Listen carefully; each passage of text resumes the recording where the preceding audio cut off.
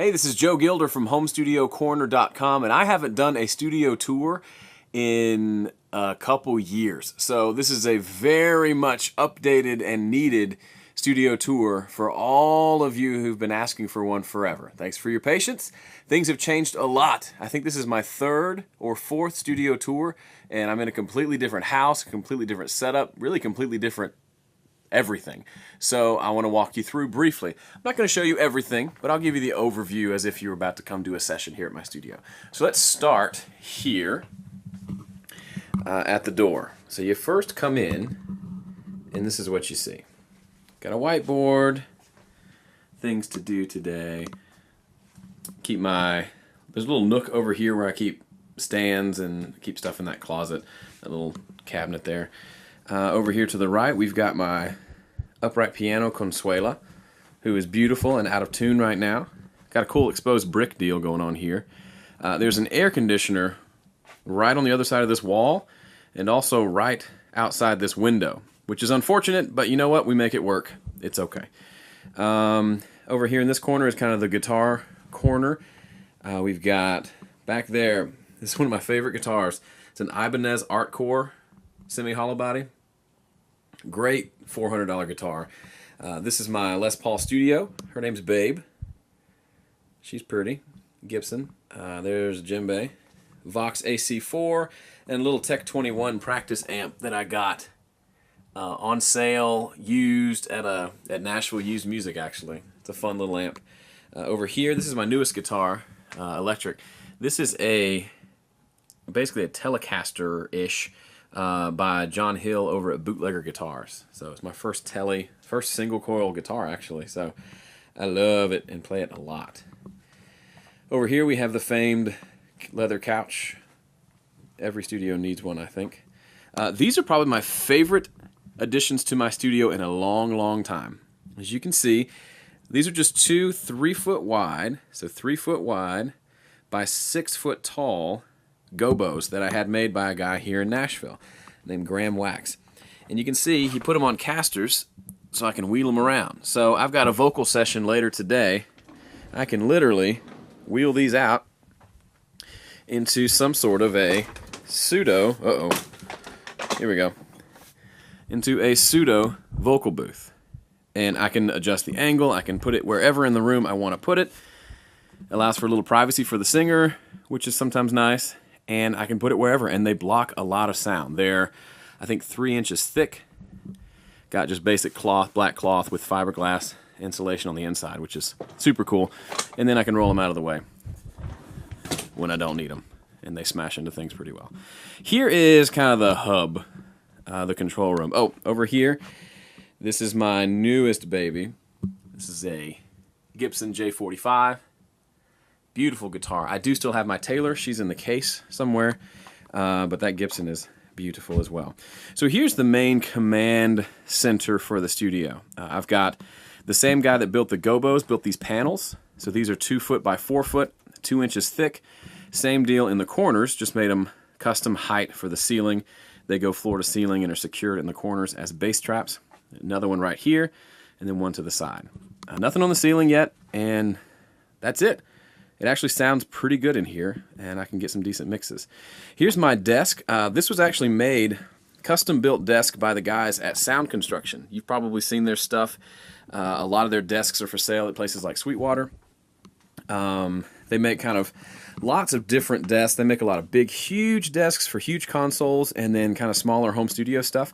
This is one they actually made for me, custom for this, which is the PreSonus Studio Live 2442 digital Firewire mixer.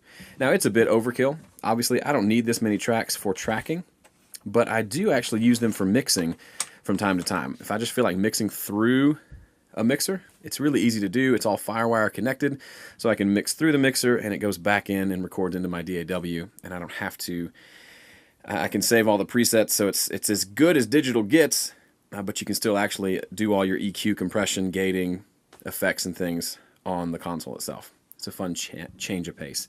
For my central computer, this is a 27-inch iMac. That's all I know. It's got stuff inside. It's pretty fast.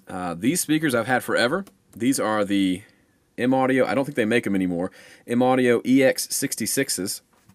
And then these are my little Roland speakers named Rolando.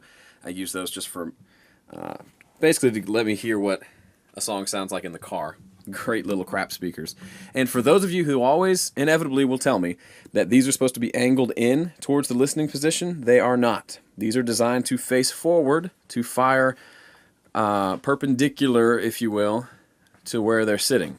So if I angle them in, that's actually not how they're designed to be. They're designed to be forward facing, which gives them a very, not all speakers are designed that way, but if you read the manual, these are designed for that. So my sweet spot isn't just right here. It's actually, I can move quite a bit and everything still sounds, the center of the mix kind of moves with me, which is kind of neat.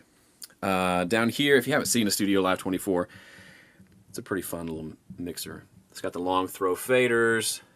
Here's the fat channel in the middle where you can do all your fat channel stuff. Over here are my preamps. So I've got basically four channels of preamps, outboard preamps. The first is the one I use the most. This is the PreSonus Eureka. I use that for my podcast. I've used it, everything on my album Help of the Helpless was tracked through the Eureka. Everything. Great little preamp. I don't know if they make it anymore. I know they've updated things, so you have to check with PreSonus, but you can get one used for a decent amount of money, or not a lot of money.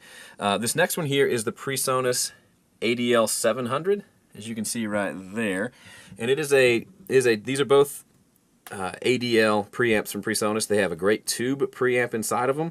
The 700 is a single channel with compression and a 4-band EQ, and this is the ADL 600, which has basically just 2 channels of preamp with no compression, no EQ. Really great.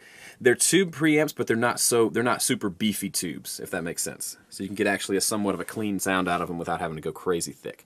This is the PreSonus Central Station. So I use this for monitoring, volume knob, headphone outputs. I can select my sources, what I'm listening to, and select which speakers I'm listening to as well. Mute switch, dim switch, buttons galore, which is always fun. And over here, this is actually the newest addition to the studio. This is a Avid 11 rack. After hearing people talk about it forever, I finally got one. And you know what? It actually sounds great. It has just a variety of tones, which is great for doing an album when you need a variety of tones. I only have, as you recall, those 2 amps over there. You can get some tone. That one's just more of a practice amp, and that one is a Vox. It sounds very good, but if you want something other than a Vox sound, you're stuck. So this guy is my go-to for anything else, and actually does sound good. This Alesis 3630, I haven't used in years, but I stuck it in the rack anyway. And this is a Furman power conditioner. And there is the PreSonus fader port, which I use to control Studio One, which is now my DAW of choice, which that's probably one of the bigger changes since my last video. I'm no longer a Pro Tools guy. I use Studio One. There's my little MIDI controller as well. So, hopefully, you've enjoyed the video. Thanks for checking it out. I do want to stress that I say this in all my studio tour videos. Yes, I have acquired a fantastic collection of gear, and I'm not downplaying that at all. And it does help me get great recordings, but don't think that great recordings are impossible without stuff like this. These are mostly just toys that I treated myself to as opposed to things I have to have. If you gave me a 2-channel interface and a single microphone, that is still a valid setup for getting good recordings. So hopefully you enjoyed this. I always love studio tours and seeing how people set things up, where they place things in the room. If you haven't figured it out, this room itself is kind of a U shape, which is very unique. It's fairly big, so you could track quite a bit in here. And I'm actually going to try probably tracking a full band in here at some point soon. But for now, that's it for the studio tour. Thanks for being a subscriber, and we'll see ya in the next video.